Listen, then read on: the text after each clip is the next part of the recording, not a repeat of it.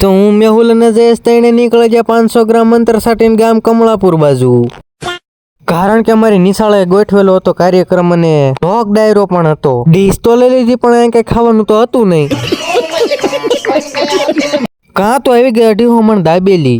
અમે બધા મિત્રો કલાકારની વાટે બેઠા હતા. એટલી જ વારમાં આવી જાય નામદેવ પંડ્યા અને એક મોટા ક્રિએટર પણ આવી જાય. આ ક્રિએટરને કોણ કોણ ઓળખે જરી કમેન્ટ કરી દીજો.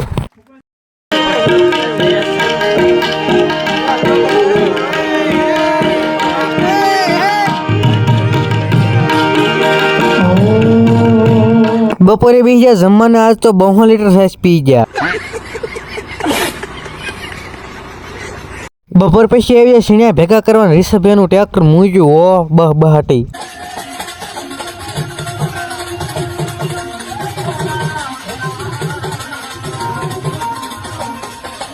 અને પછી હું તો સડી ગયો લારી માથે, કારણ કે સીણ્યાની ગાંહડી ગોઠવવાની હતી.